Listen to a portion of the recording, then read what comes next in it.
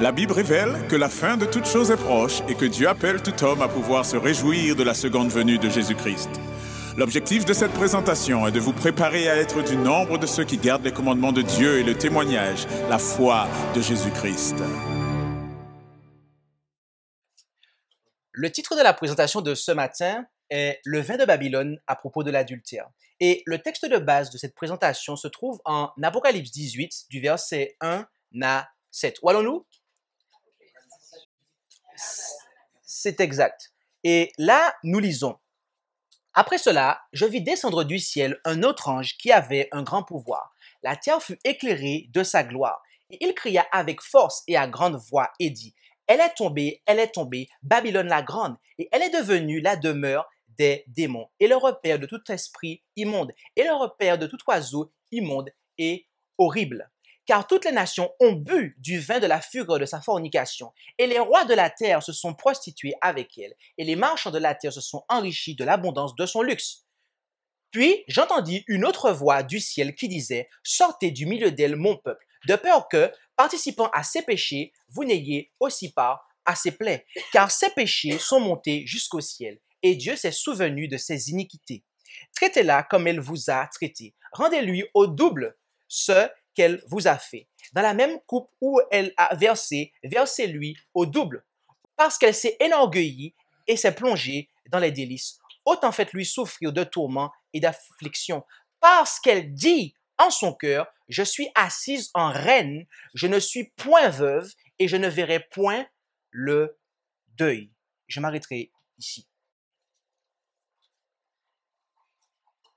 Dans la Bible, la véritable Église est représentée comme étant une vierge chaste, tel qu'on peut le lire en 2 Corinthiens 11, verset 2, « Car je suis jaloux de vous d'une jalousie de Dieu, parce que je vous ai unis à un seul époux, pour vous présenter à Christ comme une vierge chaste. » Et de plus, l'apôtre Paul nous dit que la véritable Église est l'épouse du Christ. En effet, c'est ce que nous lisons dans ce qu'il enseigna en Éphésiens 5, versets 23 à 32. Parce que le mari est le chef de la femme, comme aussi le Christ est le chef de l'Église, qui est son corps, dont il est le sauveur. Or, de même que l'Église est soumise à Christ, que les femmes le soient aussi à leur propre mari en toutes choses. Marie, aimez vos femmes comme aussi Christ a aimé l'Église et s'est livré lui-même pour elle, afin de la sanctifier en la purifiant et en la lavant par l'eau de la parole, pour la faire paraître devant lui une Église glorieuse et sans tache, ni ride, ni rien de semblable, mais sainte et irrépréhensible. C'est ainsi que les maris doivent aimer leurs femmes comme leur propre corps. Celui qui aime sa femme s'aime lui-même. Personne n'a jamais haï sa propre chair, mais il la nourrit et l'entretient, comme le Seigneur le fait à l'égard de l'Église, parce que nous sommes les membres de son corps, étant de sa chair et de ses os. C'est pourquoi l'homme quittera son père et sa mère et s'attachera à sa femme, et les deux ne seront qu'une seule chair. Ce mystère est grand, je le dis par rapport à l'Église. Ainsi, étant donné qu'une femme vierge et chaste est le symbole de la véritable Église du Christ, il s'ensuit que Babylone, la femme prostituée, est le symbole d'une Église corrompue. Et en Apocalypse 17, verset 5, il nous est présenté la mère des prostituées. Quelle Église est la première à avoir été corrompue? Je précise, quelle Église chrétienne est la première à avoir été corrompue et dont les autres églises ont suivi l'exemple en matière de corruption? Il s'agit de l'Église catholique romaine. Et ici, je ne suis pas en train de stigmatiser des individus, d'accord? Je crois qu'il y a beaucoup d'âmes sincères qui font partie de cette Église. Mais ici, nous parlons d'un système, d'accord? Et notez ce qu'il est dit au verset 7 d'Apocalypse 18 que nous avons lu tout à l'heure en texte de base. Il est dit, autant elle s'est énorgueillie et s'est plongée dans les délices, autant faites-lui souffrir le tourment et d'affliction. Et remarquez la fin. Parce qu'elle dit en son cœur, je suis assise en reine, je ne suis point veuve et je ne verrai point le deuil. La Bible nous dit ici que cette grande église se fait passer pour l'épouse du Christ devant les habitants de la terre, alors qu'elle n'est en réalité qu'une prostituée. En d'autres termes, l'Église catholique romaine prétend qu'en dépit de son infidélité à Christ, elle reste la femme du Christ. Vous avez compris ça? En dépit de son infidélité à Christ, elle prétend qu'elle reste la femme du Christ. Donc, je suis infidèle, mais je reste quand même la femme de. Je suis infidèle à Christ, mais je reste quand même sa femme. Je peux aller voir ailleurs, mais ce n'est pas un problème. Je reste quand même sa femme, en fait. C'est ce que la Bible nous dit de ce que cette Église dit. Mais voyez-vous, c'est également ce que cette Église dit d'elle-même. En effet, le pape Pie XII affirma lors de son allocution aux professeurs et aux élèves de l'Angelicum le 14 janvier 1958, et il ne vous faut pas seulement donner votre adhésion exacte et propre aux règles et décrets du magistère sacré qui se rapportent aux vérités divinement révélées, car l'Église catholique est elle seule l'épouse du Christ, est la gardienne fidèle de ce dépôt sacré et son interprète infaillible. Ok? Il dit ici, le pape Pie XII, que l'Église catholique est elle seule épouse du Christ, est la gardienne fidèle de ce dépôt sacré et son interprète infaillible. Mes amis, comment ce représentant de l'Église catholique a-t-il pu affirmer une telle chose? Sur quoi se base-t-il? Il se base sur le dogme de l'infaillibilité papale, l'infaillibilité pontificale. Et voyez-vous, ce dogme, le dogme de l'infaillibilité pontificale, apparaît en ces termes dans Pastor Eternus. Et là, il est dit, le pontife romain, lorsqu'il parle ex cathedra, c'est-à-dire lorsque, remplissant sa charge de pasteur et de docteur de tous les chrétiens, il définit en vertu de sa suprême autorité apostolique qu'une doctrine sur la foi où les mœurs doivent être tenues par toute l'Église, jouit par l'assistance divine à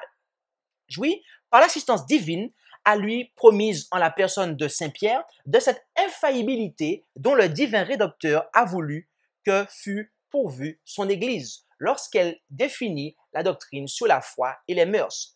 Par conséquent, ces définitions du pontife romain sont irréformables par elles-mêmes et non en vertu du consentement de l'Église. Si quelqu'un, ce qu'à Dieu ne plaise, avait la présomption de contredire notre définition, qu'il soit anathème. Donc, en résumé, lorsque le pape s'exprime en matière d'enseignement doctrinal, eh bien, cela est infaillible. Il ne peut y avoir d'erreur. D'accord? Et voyez-vous, cela est déjà en soi assez blasphématoire. Car qui d'autre que Dieu et le ciel sont infaillibles? Comment pouvons-nous affirmer cela, ne serait-ce qu'avec un peu de bon sens? La Bible nous dit dans l'Ancien Testament que ne vous confiez pas en l'homme dans lequel il n'y a qu'un souffle. On ne doit pas mettre sa confiance dans la chair.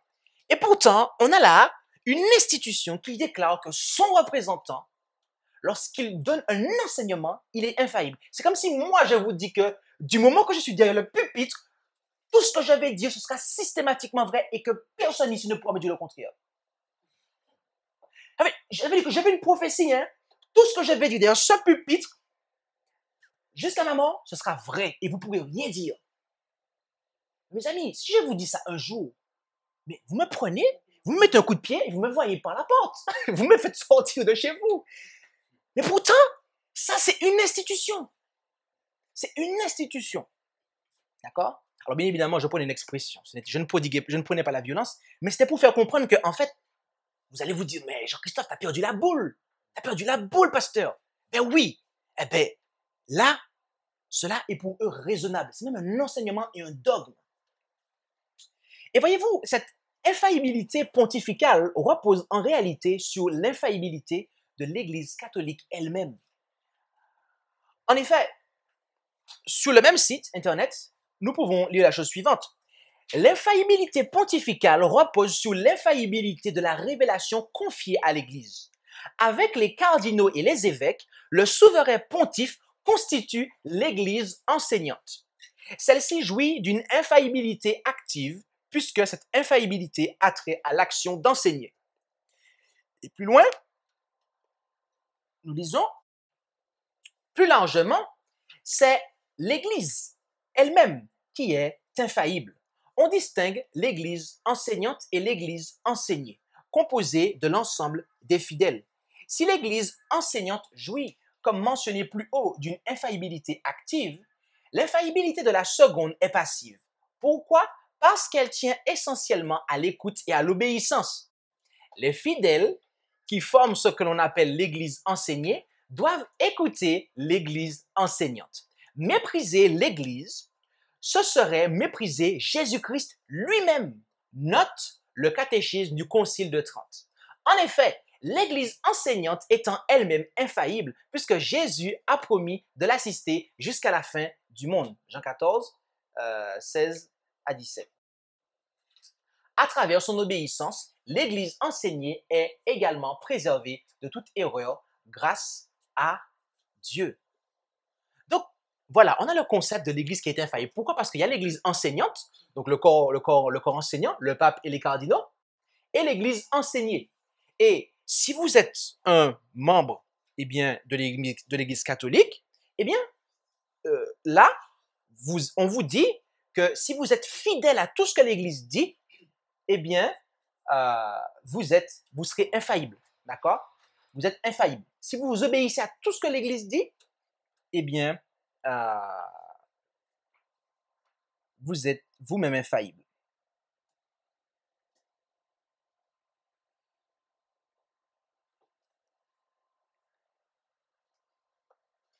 Mes amis, cela est très blasphématoire. Cela est très blasphématoire. Ainsi, la revendication de l'Église catholique romaine d'être infaillible implique qu'en dépit de son infidélité, et mes amis, cela est manifeste, car dans leur culte, dans leur lieu de culte, il y a la présence d'images taillées, ce qui est très clairement interdit par la loi de Dieu, en fait. Le code que Dieu a écrit de son propre doigt. L'Église catholique romaine a changé le jour du repos. OK? Et il y a encore, etc., d'enseignements, en fait, qui ne sont pas bibliques et qu'elle-même reconnaît que c'est de sa propre autorité qu'elle a changé les choses. Donc, vis-à-vis de la Bible, il s'agit d'infidélité, en fait. Et, voyez-vous, du fait qu'elle revendique l'infaillibilité, cela implique qu'en dépit de son infidélité, elle ne peut pas être répudiée par Christ. C'est ce qu'elle prétend. C'est ce qu'elle affirme au monde, en fait. En d'autres termes, l'Église catholique romaine prétend qu'en dépit de son infidélité à Christ, elle reste la femme du Christ. Elle est irrépudiable, si vous me permettez d'inventer ce mot. Elle est irrépudiable. Et voyez-vous, cette théologie, sur le plan spirituel, est liée à la théologie de l'Église catholique sur le plan physique. Autrement dit, l'irrépudiabilité de l'Église catholique romaine est liée à l'irrépudiabilité entre un homme et une femme mariés. En effet, Abbé Jacob Yoda, qui est un dignitaire de l'Église catholique africaine, dans son ouvrage Ce qu'il faut savoir sur le mariage chrétien chez les catholiques, déclara: l'adultère est une infidélité et se trouve en contradiction avec la fidélité liée au mariage. Par conséquent, il est un manquement grave au caractère sacramentel du mariage. Comme dans toute situation de péché, l'Église condamne le péché d'adultère qui constitue un poison pour le lien sacré du mariage. Mais en aucun cas, elle ne condamne les auteurs d'un tel péché, se référant pour cela à l'attitude de Jésus lui-même. Moi non plus, je ne te condamne pas, va désormais, ne pêche plus. Jean 8, 11. C'est pourquoi l'Église a la conviction que malgré la gravité du péché d'adultère et le désastre qu'il engendre, il ne saurait, heureusement, avoir raison du lien matrimonial. C'est pourquoi le lien matrimonial demeure malgré l'adultère, dit-il. Et il continue en disant: l'Église exhorte donc le conjoint coupable à la pénitence et à la conversion et la partie lésée au pardon. Toutefois, celle-ci n'y est pas obligée. Si elle refuse de pardonner, elle assumera cependant toutes les conséquences de son refus. En effet, si la partie lésée dans cette affaire ne juge pas nécessaire de pardonner, elle ne peut non plus obtenir de l'Église la rupture de leur lien. Tout au plus, son refus de pardonner peut entraîner une séparation de corps, mais ne peut rompre le lien matrimonial. Dans la séparation de corps, le lien de mariage reste intact. Donc, aucun des deux conjoints ne peut contracter un autre mariage tant que l'un d'eux est encore en vie, à moins qu'après un certain temps, il ne décide de reprendre la vie commune. Ici, nous avons ce responsable religieux de l'Église catholique en Afrique, dont son ouvrage est présent sur Internet, et donc c'est pour ça que je l'ai sélectionné, parce que cela exprime effectivement la théologie de l'Église à ce propos, eh bien, qui commence en disant que oui, l'adultère, c'est grave, c'est en contradiction, c'est quelque chose de grave, qui vient empoisonner le lien du mariage. Ok, il exprime les choses et il dit que l'attitude de l'Église, c'est d'exhorter les gens au pardon, donc celui qui a péché, qu'il se repente, et celui qui est lésé, qu'il pardonne. Jusque-là, je dirais que tout va bien en fait. Effectivement, la Bible nous exhorte au pardon, d'accord? Et la Bible nous exhorte à pardonner, et notamment les gens qui sont blessés, et dans toute situation d'ailleurs, même cette situation, et la partie qui a péché à la repentance, d'accord? Par contre, là où l'Église catholique va se singulariser de ce que dit l'Écriture, et là, je m'engage déjà avant d'avoir présenté quoi que ce soit, là où l'Église catholique va se singulariser de ce que dit l'Écriture, c'est qu'elle va dire que si, eh bien, il y a, entre guillemets, comme ils disent, refus de pardonner, eh bien, cela n'affecte en rien le lien du mariage. Et très précisément, c'est la fin du premier paragraphe que je vais prendre pour résumer la chose suivante. C'est que c'est pourquoi le lien matrimonial demeure malgré l'adultère. Okay? Donc, pour l'Église catholique, l'adultère ne vient pas dissoudre le lien du mariage. Okay? Selon l'Église catholique, le péché d'adultère ne vient pas dissoudre le lien du mariage. Okay? Et c'est pour cela qu'elle ne remarie pas les gens, c'est pour cela que elle a cette position-là, en fait. D'accord?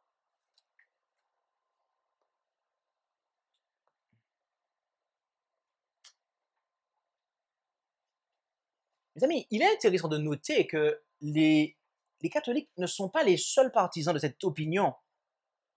En effet, parmi les protestants, nombreux sont ceux qui, aujourd'hui, adhèrent à cette théologie de l'adultère. Et,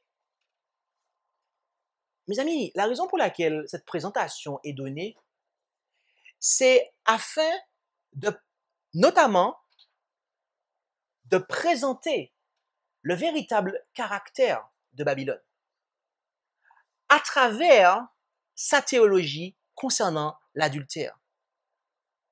Et en cela, nous allons voir véritablement ce qu'est l'adultère, mes amis. Car je dois vous dire maintenant, et nous allons le voir, que cette définition de l'adultère que donne l'Église catholique n'est pas en accord avec la parole de Dieu. À savoir que l'adultère ne dissout pas le lien du mariage. Mes amis, nous devons avoir une juste conception de ce qu'est le péché. Considérons le texte principal qu'utilisent ceux qui sont en accord avec l'Église catholique romaine. Et l'Église catholique elle-même, lorsqu'elle cite l'Écriture, ce qu'elle ne fait pas tout le temps pour avoir ses doctrines, eh bien, cite également, lequel se trouve en Romains 7, versets 1 à 3. Romains, chapitre 7, et lisons les 3 premiers versets. Romains 7, 1 à 3. Et là, il est dit, « Frères, ne savez-vous pas, car je parle à des personnes qui connaissent la loi, que la loi n'a de pouvoir sur l'homme que pendant qu'il est en vie? En effet, la femme qui est mariée est liée par la loi à son mari tant qu'il est vivant. Mais si le mari meurt, elle est dégagée de la loi du mari. Si donc, durant la vie de son mari, elle épouse un autre homme, elle sera appelée adultère. Mais si son mari meurt, elle est affranchie de la loi, de sorte qu'elle n'est point adultère si elle épouse un autre homme. » Voyez-vous, Paul applique ici l'illustration de la loi sur le mariage à l'expérience du chrétien. Le point principal qu'il est en train d'exposer ici est que la mort dissout l'obligation légale. Par conséquent, étant donné que la mort libère la femme des revendications de la loi sur le mariage, de sorte qu'elle puisse légalement en épouser un autre, ainsi, la crucifixion du chrétien avec le Christ le libère de la domination du péché et de la loi, afin de lui permettre d'entrer dans une union spirituelle et nouvelle avec le Sauveur ressuscité. Et notez les deux situations que l'apôtre mentionne. Le verset 2, il parle là d'une femme qui est mariée, et il dit que une femme qui est mariée est liée par la loi à son mari tant qu'il est vivant. Mais si le mari meurt, elle est dégagée de la loi du mari. Ça, c'est la première situation, celle qui nous est présentée au verset 2. Et après, il nous donne une deuxième situation.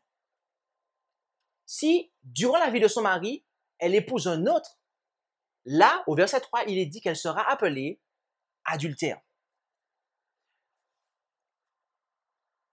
Que veut dire l'apôtre Paul en disant « elle sera appelée adultère » ?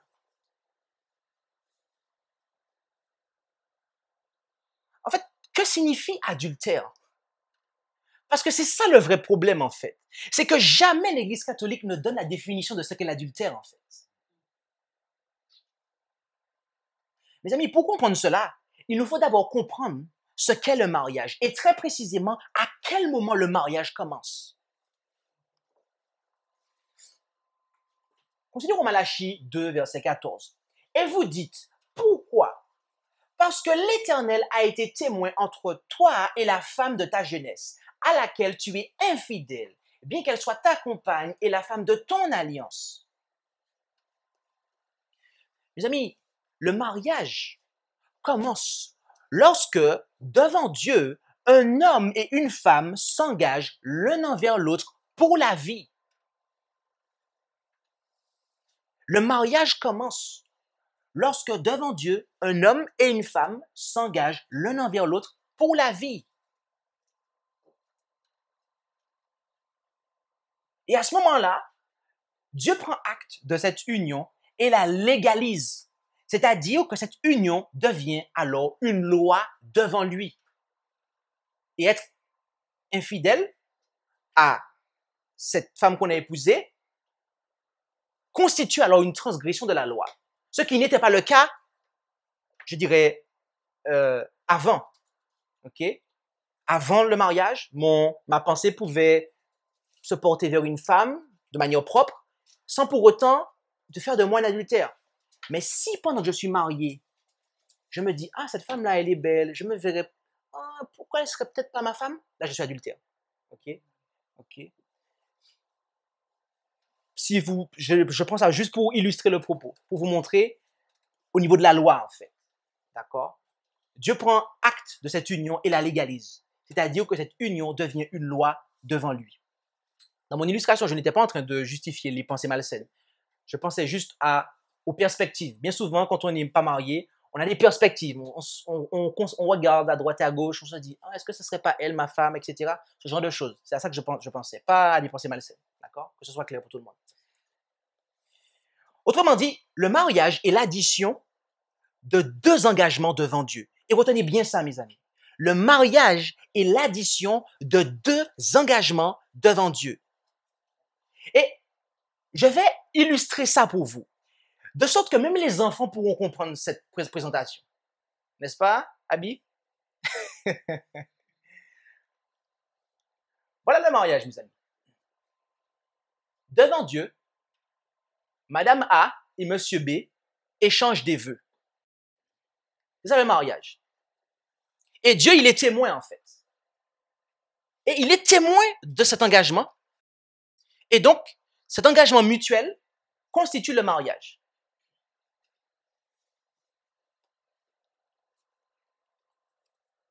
Mais que se passe-t-il? Que se passe-t-il si le Monsieur B, il meurt, comme l'apôtre Paul dit? Ben, il n'est plus là. Il n'est plus là pour tenir son engagement envers Madame A. Donc, automatiquement, étant donné que le mariage, c'est quoi? C'est l'addition de deux engagements devant Dieu. Madame B n'a plus personne pour être engagée vis-à-vis d'elle et elle-même n'a plus personne vers qui s'engager. Donc, automatiquement, le mariage, il n'est plus, en fait. D'accord? Et donc, à ce moment-là, eh bien, Madame A peut alors se remarier avec Monsieur C. D'accord? D'accord? Et ils vont échanger des vœux à nouveau. Et ça, c'est pour la vie. OK? Voilà ce dont l'apôtre Paul parle au verset 2 de Romains 7. D'accord? Maintenant, nous avons défini ce qu'est le mariage. Mais alors, qu'est-ce que l'adultère?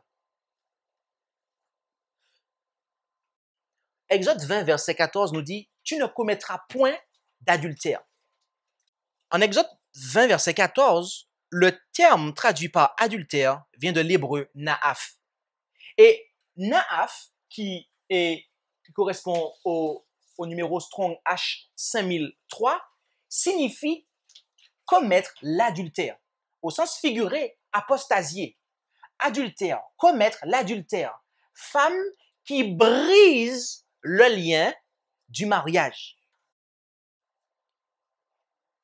Mes amis, le sens même du mot adultère, c'est rompre le lien du mariage. OK?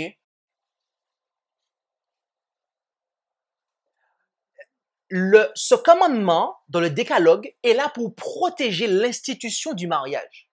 Donc, en disant, tu ne commettras point d'adultère, Dieu est en train de placer un commandement pour protéger le mariage. Il dit que si tu fais ça, tu dissous ton mariage. C'est ce que Dieu voulait dire en fait. Et la définition du mot adultère elle-même a du sens. En français, il est dit que cela vient du latin adultérer. D'accord? Je passe la définition, mais je vous montre juste l'étymologie. OK? Le dictionnaire Robert nous dit que adultère vient du latin qui signifie adultérer. Or, que signifie adultérer? C'est altérer la pureté de quelque chose, le falsifier. Et vais vous présenter quelques synonymes de adultérer. Altérer, falsifier, dénaturer, gâter, frelater, fausser.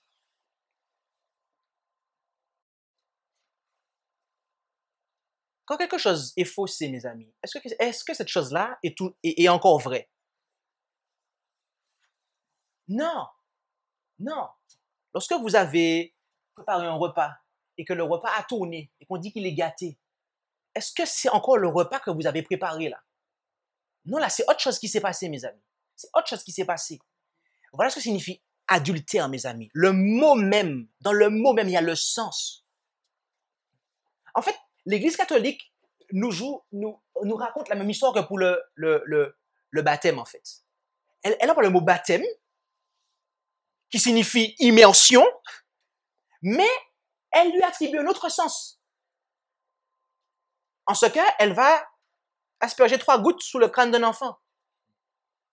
Alors que le mot même signifie quelque chose.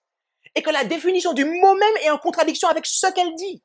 Mes amis, la définition même du mot adultère est en contradiction avec ce que l'Église catholique enseigne. Revenons à notre couple, Monsieur B et Madame A, qui échangent des vœux devant Dieu. Car rappelez-vous, le mariage est l'addition de deux engagements devant Dieu, deux engagements mutuels. OK? Si Monsieur B rencontre, alors qu'il est marié avec Madame A, il rencontre Madame D et qu'il s'engage avec elle et que automatiquement, les deux s'engagent. Qu'est-ce que cela est? Adultère. Madame B vient s'interposer entre A, Madame D vient s'interposer entre A et B en fait. Et Monsieur B cesse son engagement envers Madame A et reporte son engagement vers Madame D. De ce fait, il manque un engagement en fait. Puisque rappelez-vous, le mariage, c'est l'addition de deux engagements mutuels devant Dieu. Donc, du moment qu'il y a un engagement qui est enlevé, en fait, automatiquement, le mariage est dissous et Madame B peut décider d'arrêter de se porter vers Madame A peut décider d'arrêter de se porter vers Monsieur B, en fait, qui lui a choisi une autre.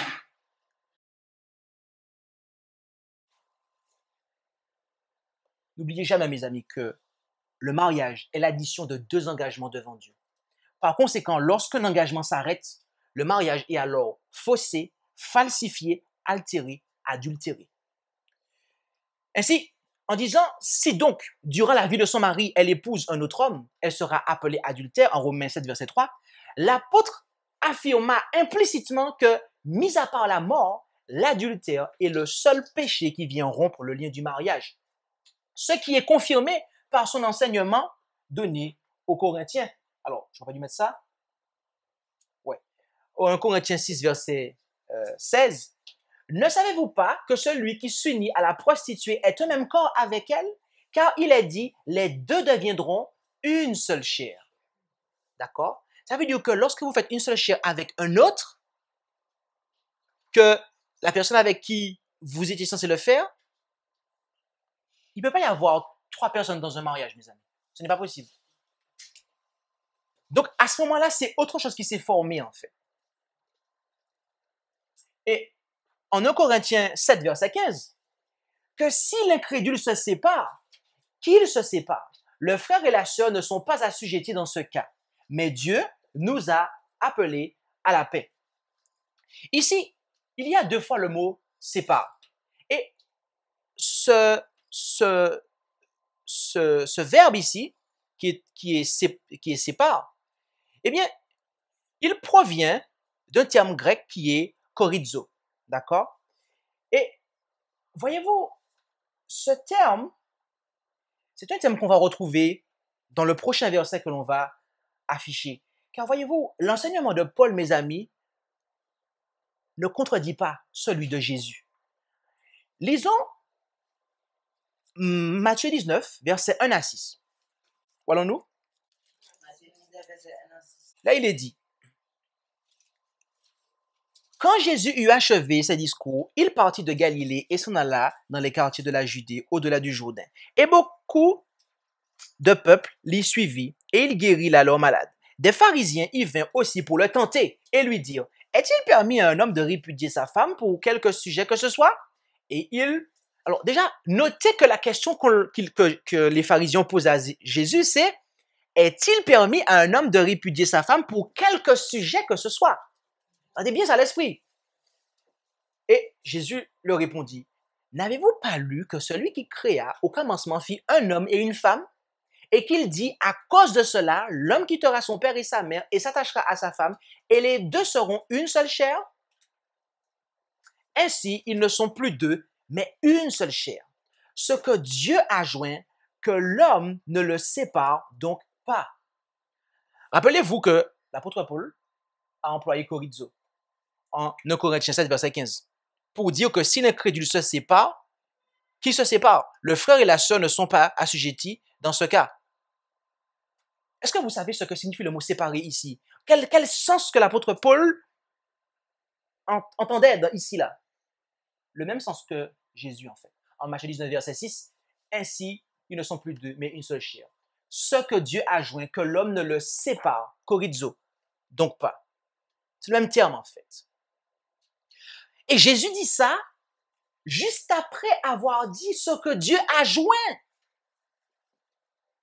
Mes amis, en disant que l'homme ne le sépare donc pas, Jésus affirme clairement qu'il est possible que l'homme sépare ce que Dieu a joint. C'est pour ça qu'il dit que l'homme ne le sépare pas. De manière à prévenir le fait que l'homme le sépare. Or, comment l'homme peut le séparer? Comment l'homme peut le séparer? En rompant son engagement, mes amis. En rompant son engagement.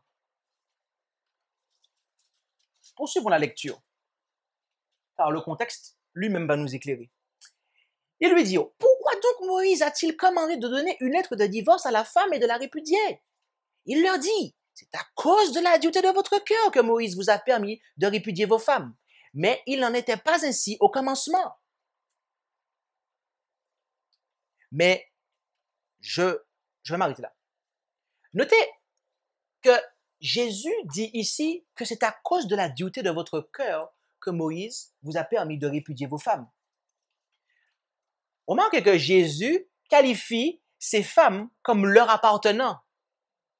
Parce qu'il dit de répudier vos femmes. En disant cela, il laisse entendre que ces femmes leur appartiennent toujours. Car ces hommes n'avaient pas de motif pour divorcer avec ces femmes. Car rappelez-vous la question que les pharisiens lui ont posée.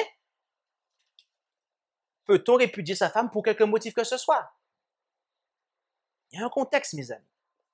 Et c'est dans ce contexte-là qu'il parle de la dureté de leur cœur à ces hommes qui viennent le voir et à leurs prédécesseurs qui ont agi comme eux, en fait. Et lisons le verset 9. Et par contre, là, je vous demande que tout le monde ait sa Bible. Tout le monde doit avoir sa Bible. Matthieu 19, verset 9. Lisons-le ensemble. Mais je vous dis que quiconque répudiera sa femme et en épousera une autre commet un adultère. C'est ça? Oui. J'ai bien lu? Ah, j'ai bien lu. Ah, je vais relire. Mais je vous dis que quiconque répudiera sa femme et en épousera une autre commet un adultère.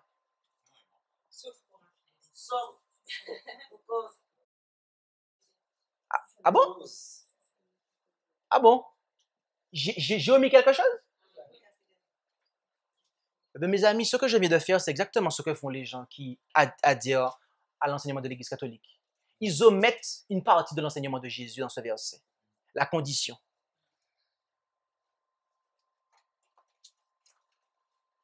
La condition, mes amis. Permettez-moi de vous afficher la chose suivante. Jésus déclare cela au sens négatif.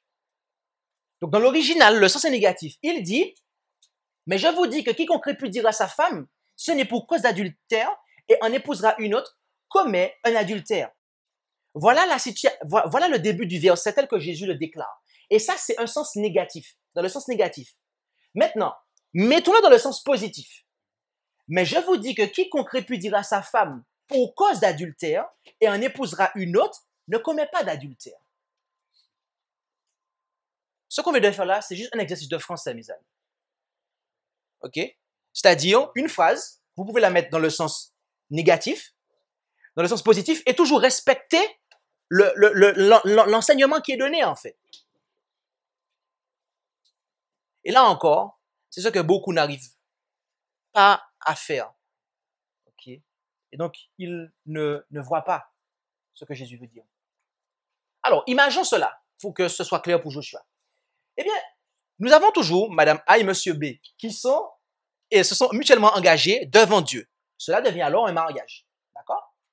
Mais, et là, on va prendre le cas que Jésus donne.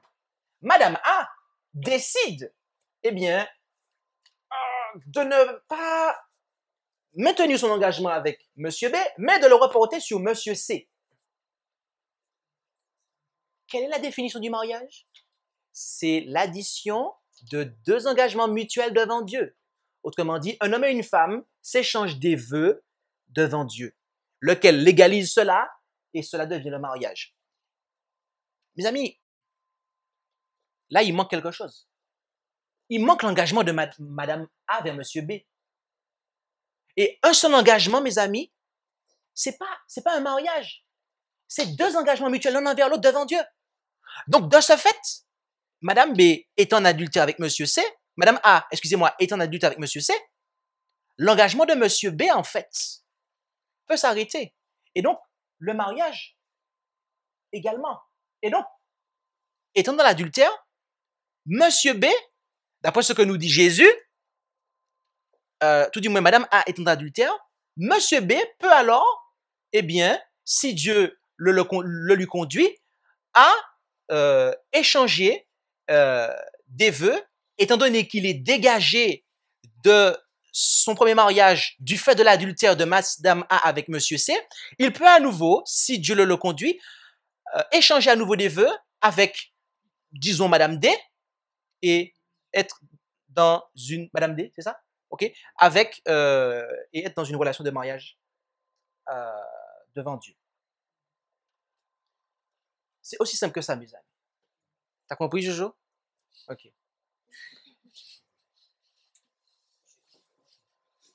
Arrivé ici, vous pourriez ne pas être d'accord avec l'enseignement biblique que j'ai présenté. Mais si vous croyez que le don de prophétie a été manifesté dans le ministère d'Ellen White, vous devez alors sérieusement vous remettre en question, mes amis. Car dans Conseil sur la sexualité, l'adultère et le divorce, à la page 89, paragraphe 3, Ellen White déclare « Les Juifs permettaient à un homme de répudier sa femme pour les motifs les plus futiles et à la femme de se remarier. Cette coutume entraînait bien des misères et bien des péchés. Dans le Sermon sur la montagne, Jésus déclare nettement que les liens du mariage sont indissolubles, excepté en cas d'infidélité au vœu du mariage. Il dit, celui qui répudie sa femme, sauf pour cause d'infidélité, l'expose à devenir adultère. Et celui qui épouse une femme répudiée commet un adultère. Matthieu 5, verset 32.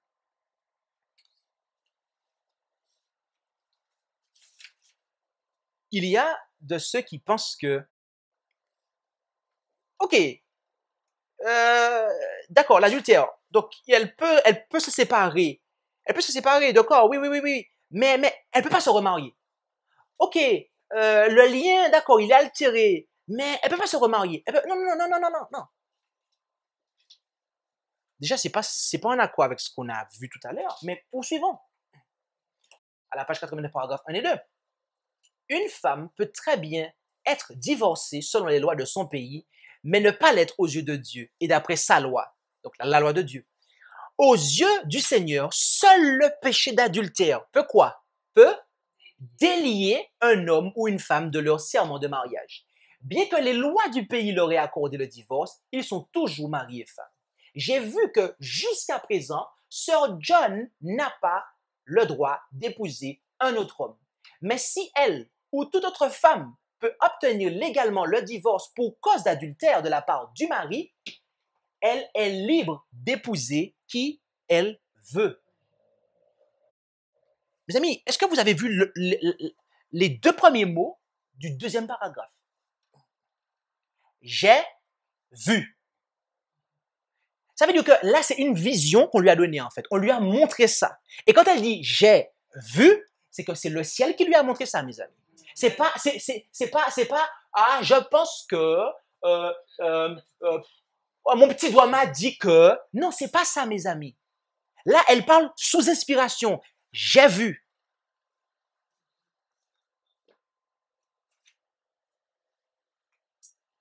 Et c'est pour ça qu'elle peut dire, à la page 73, paragraphe 1, Walter n'a pas répudié sa femme. C'est elle qui l'a quitté pour épouser quelqu'un d'autre. À mon avis, rien dans l'Écriture ne s'oppose à un remariage dans le Seigneur. Une fois que Dieu vous a montré, vous pouvez avoir un avis sur la chose, mes amis. Mais considérons un autre texte. Après avoir montré cela, d'accord? Considérons un autre texte dans la Bible qui est employé pour défendre que l'adultère n'est pas un motif de divorce. Entendons en Malachie 2, 14, que nous avons lu tout à l'heure, mais lisons jusqu'au verset 16. Malachie 2, 14 à 16. Voyons-nous? C'est cela. Et je vous ferai la lecture, comme d'habitude, dans la Osterwald. Et il est dit, et vous dites, pourquoi? Parce que l'Éternel a été témoin entre toi et la femme de ta jeunesse, à laquelle tu es infidèle, bien qu'elle soit ta compagne et la femme de ton alliance. Personne n'a fait cela ayant un reste d'esprit. Et pourquoi le seul Abraham, donc ma version rajoute entre crochets, ok, l'a-t-il fait? Il cherchait une postérité de Dieu. Prenez donc garde à votre esprit et qu'il n'y ait pas d'infidélité envers la femme de ta jeunesse. Car je hais la répudiation, dit l'Éternel, le Dieu d'Israël, et celui qui couvre de violence son vêtement, dit l'Éternel des armées. Prenez donc garde à votre esprit et ne soyez pas infidèles. Amen. Comme nous l'indique la Osterwald, celui qui recherchait la postérité est Abraham. Et mes amis, voyez-vous, c'est dans ce contexte-là que Dieu dit qu'il hait la répudiation, à savoir le divorce. Sarah n'avait pas été infidèle à Abraham. De ce fait, Abraham n'avait aucune raison légale pour la laisser afin d'aller vers Agar. Il a fait ça purement pour des raisons charnelles, en fait. Et voilà la répudiation que Dieu hait, mes amis. Celle qui est sans cause. Oui, la répudiation qui est sans cause, mes amis. Je le répète, la répudiation que Dieu hait est la répudiation qui est sans cause. Car Dieu lui-même répudie l'Église qui lui est infidèle en Ésaïe 50, verset 1. Ainsi a dit l'Éternel. Où est la lettre de divorce de votre mère par laquelle je l'ai renvoyée? Ou qui est celui de mes créanciers auxquels je vous ai vendu? Voici, c'est pour vos iniquités que vous avez été vendus. C'est pour vos rébellions que votre mère a été renvoyée. Mais ce n'est pas tout. En Jérémie 3, versets 8 et 9.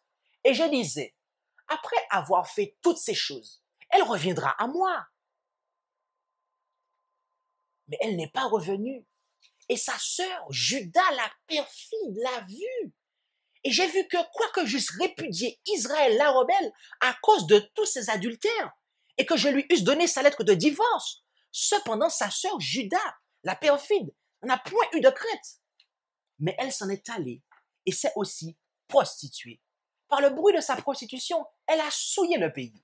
Elle a commis l'adultère avec la pierre et le bois. Mes amis, l'Église catholique romaine prétend qu'en dépit de son infidélité à Christ, elle reste la femme du Christ. Mais c'est sans compter sur le fait que Dieu répudie l'Église qui lui est infidèle. Et ce Dieu, mes amis, ne change pas.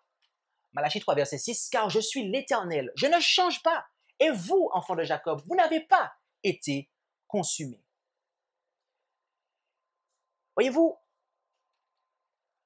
la vision de la relation entre Dieu et son peuple, la vision que l'Église catholique a de la relation entre Dieu et son peuple sur terre est liée à la vision qu'elle a entre un homme et une femme. Puisque la relation entre Dieu, entre Christ très précisément, et son peuple est illustrée par la relation entre un homme et une femme. Et c'est pour ça que l'Église catholique enseigne que non, l'adultère ne rompt pas le lien du mariage. Elle dit ça pourquoi? Pour maintenir le fait que malgré son infidélité, elle reste la femme du Christ en fait. Pour justifier ses prostitutions, mes amis.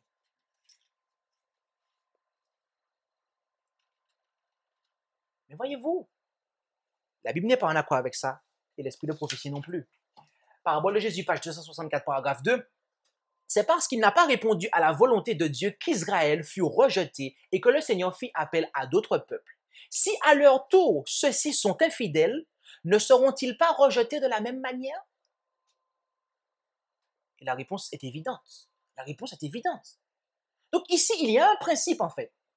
C'est que quand on ne fait pas la volonté de Dieu, et bien évidemment qu'on y persiste, parce que Dieu, c'est pas « Ah, tu fais une bêtise, je te rejette ». C'est pas ça. C'est qu'on y persiste, mes amis. Comme tout à l'heure, on l'a vu en Jérémie 3, hein, il dit « Après avoir fait toutes ces choses, elle reviendra à moi ». Quand on est infidèle à Dieu, mes amis, Dieu va déployer tout un arsenal, toute une stratégie pour pouvoir nous ramener à lui. Il va nous montrer son amour. Je t'aime, reviens. S'il te plaît, ne fais pas ça, tu vas périr. Reviens, tu vas périr, reviens. Dieu va déployer tout son arsenal, mes amis, pour nous ramener. Mais si on ne revient pas, mes amis, Dieu doit faire avancer son œuvre. Et il va prendre un autre peuple. Il va prendre quelqu'un d'autre. Si je ne suis pas fidèle, il va prendre un autre pasteur et le mettre à ma place pour faire le travail. Voilà le Dieu que l'on sert, mes amis.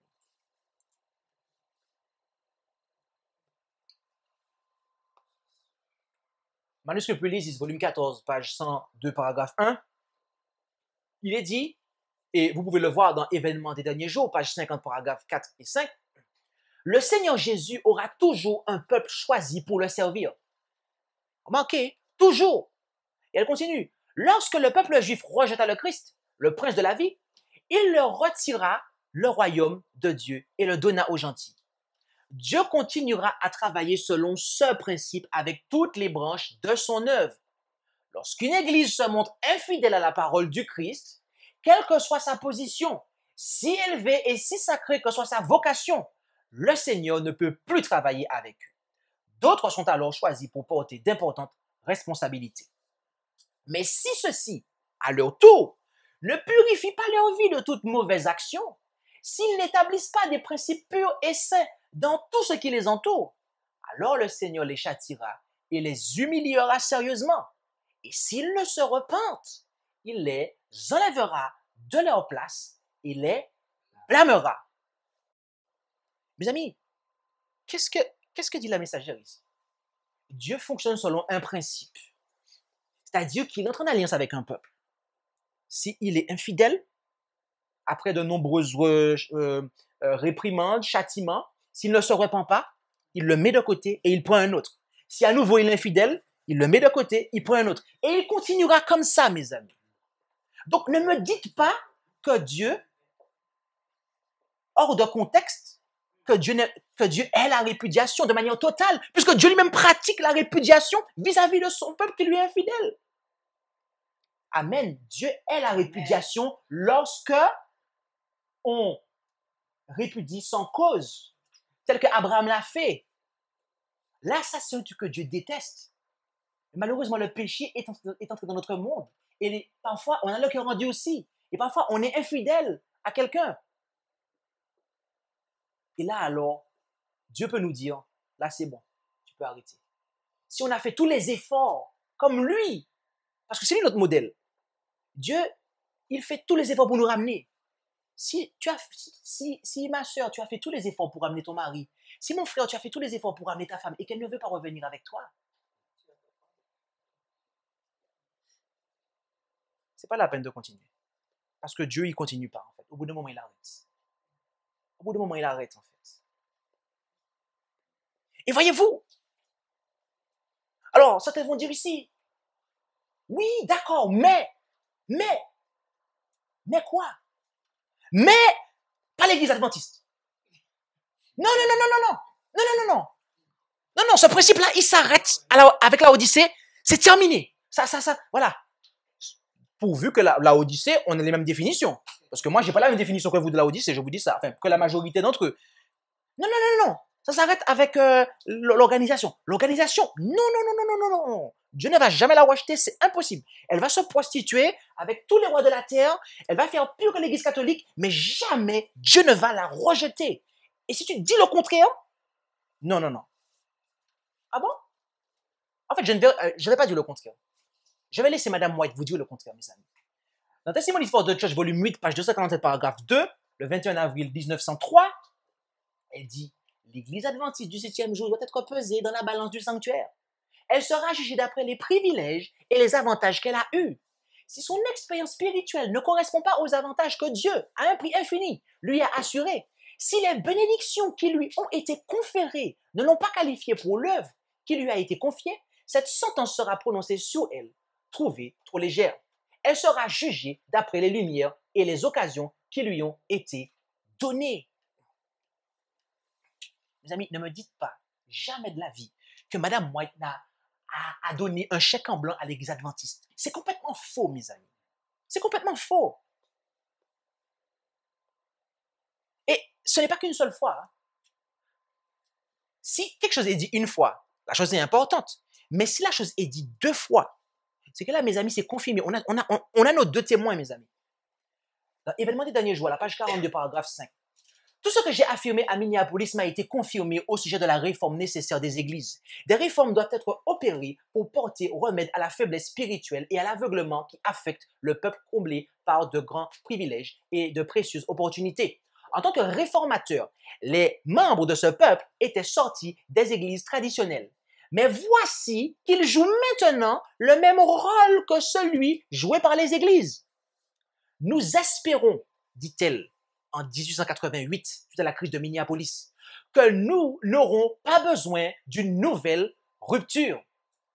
Et ce mot, il est traduit à partir de l'original « coming out ».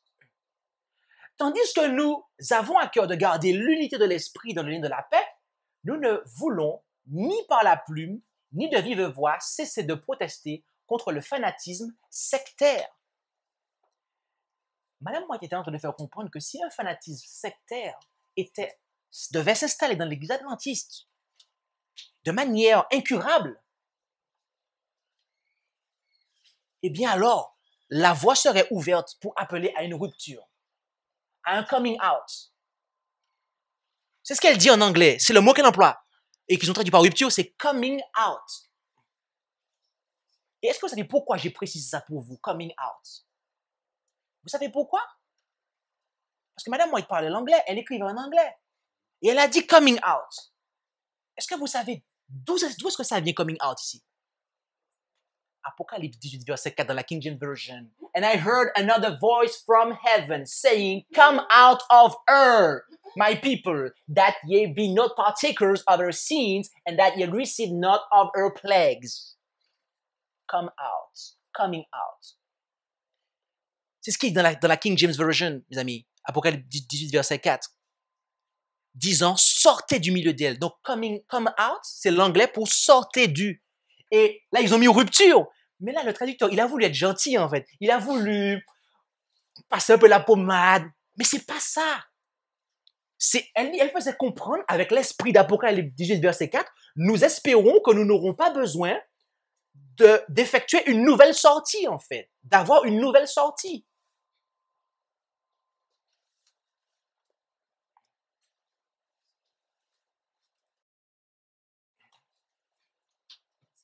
Voilà le vin de Babylone, mes amis, à propos de l'adultère. C'est que l'adultère, non, ne rompt pas l'alliance, en fait. On peut transgresser la loi de Dieu comme on veut, on restera son peuple. Et mes amis, c'est le même esprit que les adventistes ont aujourd'hui. Non, non, non, non, non, non, non, jamais. Dieu ne va jamais nous racheter. Non, non, non, c'est impossible. C'est impossible. Et puis les gens sont enragés quand vous leur dites le contraire. Mais permettez-moi de vous dire, chers adventistes, vous qui regardez cet enregistrement, celle que vous considérez comme une prophétesse a dit qu'il est possible qu'il y ait à nouveau une sortie. Votre Église n'est pas infaillible. Pas plus que l'Église catholique. Pas plus que l'Église catholique.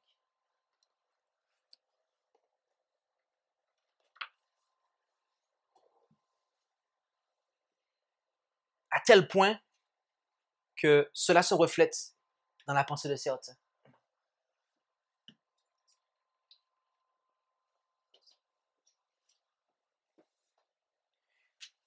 Ainsi, cette présentation, loin d'encourager au divorce, montre la gravité du péché d'adultère. C'est-à-dire qu'il rompt le lien du mariage. Ce péché, mes amis, est le seul qui délie ce que la mort est censée délier. C'est pour ça qu'en Israël ancien, ceux qui commettaient l'adultère recevaient la peine de mort. C'est pas pour rien, mes amis. C'est pas pour rien qu'ils reçoivent la peine de mort si on les prenait en cas d'adultère.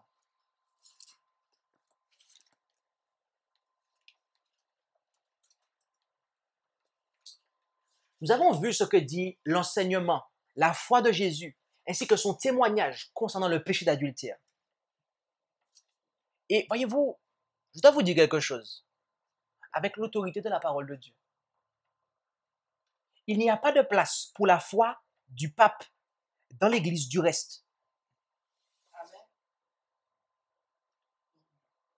Quand je parle de l'Église du reste, je ne suis pas en train de faire allusion au ministère dont je suis le pasteur, puisque le ministère dont je suis le pasteur n'a pas pour revendication d'être l'Église du reste. L'Église du reste, ce n'est pas une association de loi de 1901, ce n'est pas un staff. L'Église du reste, ce sont des croyants qui gardent les commandements de Dieu et la foi de Jésus. D'accord? Et ma mission est de préparer cette Église. Je ne suis pas le seul, Dieu merci. Mais en tout cas, c'est la mission que Dieu m'a donnée. Et je dois vous dire, mes amis, la foi du pape, le vin de l'Église catholique, concernant la doctrine ou concernant l'enseignement de l'adultère, n'a pas sa place dans l'Église du reste. Le vin de Babylone n'a pas sa place parmi ceux qui gardent les commandements de Dieu et la foi de Jésus. Et je sais qu'il y a eu, qu'il y a et qu'il y aura peut-être encore des avis contraires à ce que je viens de présenter en ce matin. Premièrement, à partir de la Bible, et deuxièmement, à partir de l'esprit de prophétie. Mais que l'on sache une chose, c'est que ce ministère, avec la grâce de Dieu, n'a jamais souscrit, ne souscrit pas et ne souscrira jamais à la moindre doctrine de l'Église catholique romaine.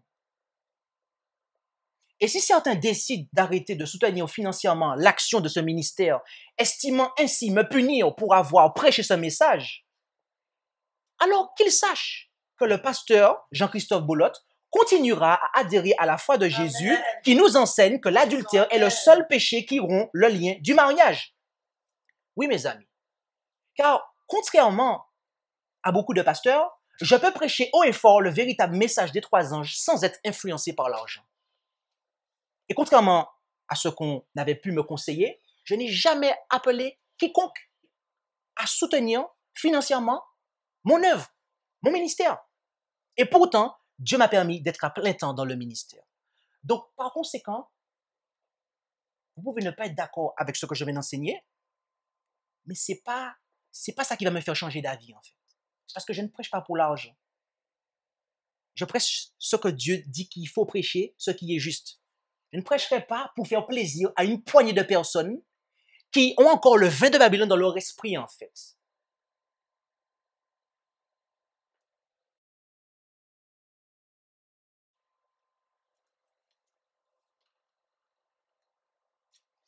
Le divorce pour cause d'infidélité donne le droit devant Dieu à la victime d'adultère de pouvoir se remarier.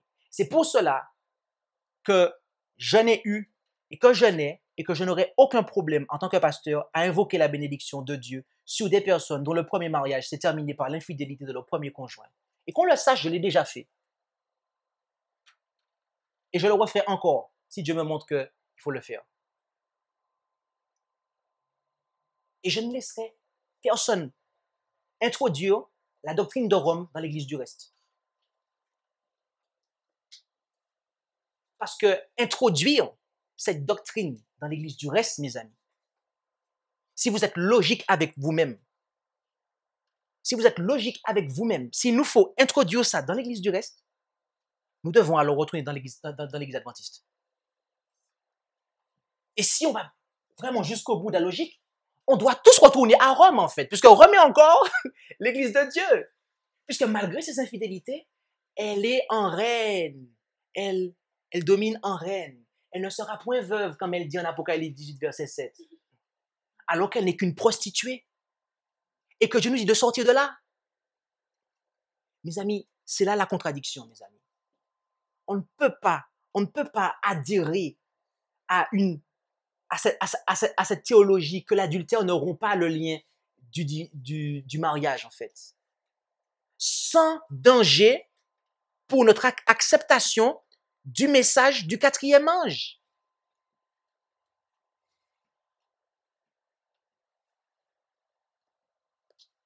Puisse Dieu, mes amis, nous aider à comprendre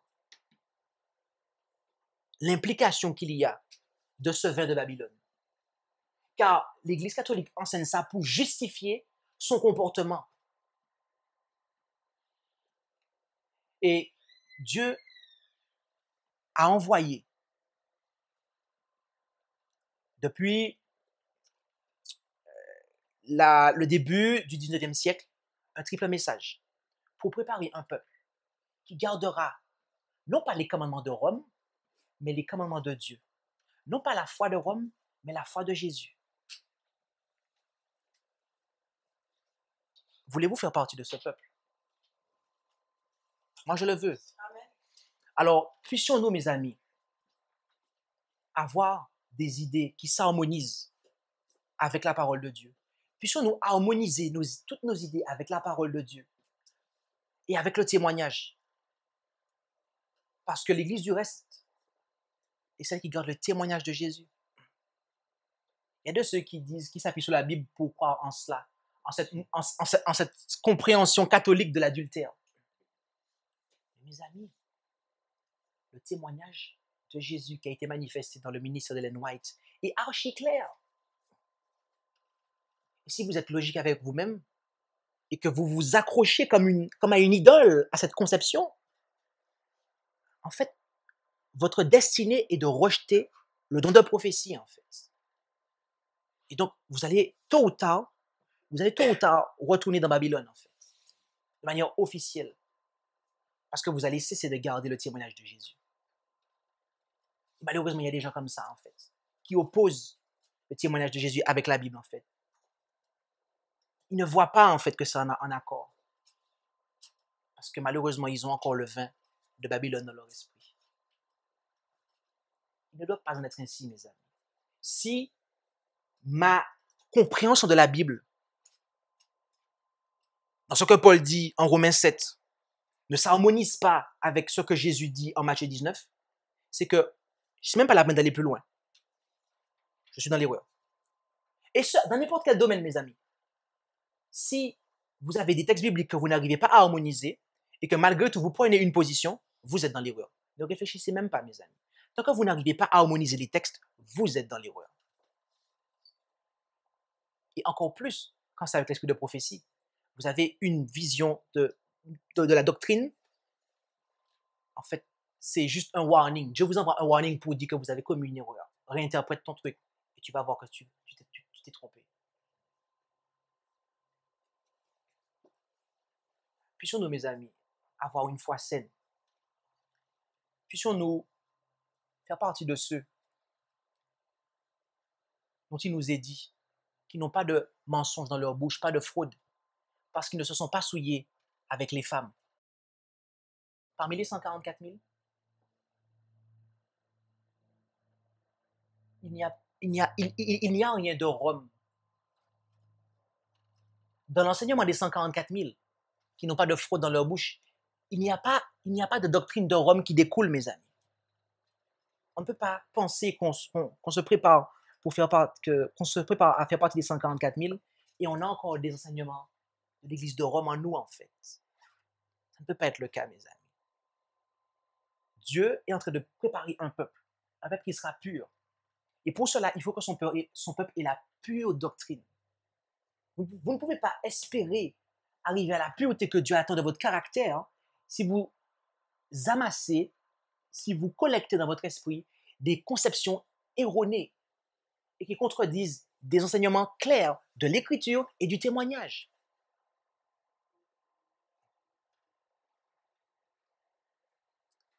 C'est pour cela, mes amis, que nous devons véritablement sortir de Babylone.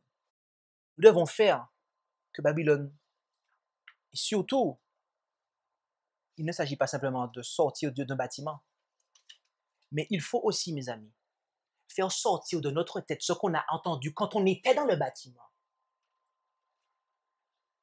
Parce que quand on maintient ça dans notre esprit, la vision que Rome a en fait, c'est qu'on a récupéré ça dans l'Église catholique en fait. Et on est venu dans la vérité présente avec ce genre de compréhension. Et combien de fois que ça arrive? On voit des gens qui arrivent dans la vérité présente, dans le mouvement de la vérité présente, et en fait qui ramènent des compréhensions catholiques en fait.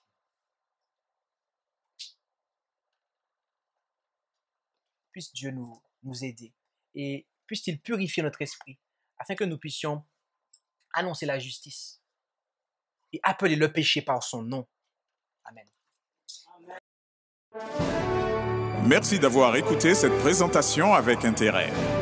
Pour plus d'informations, consultez notre site internet lereste.org et suivez-nous sur Facebook ainsi que sur YouTube à @lereste. Vous pouvez aussi nous contacter par email à info@lereste.org ou par téléphone au +33 6 12 60 13 69.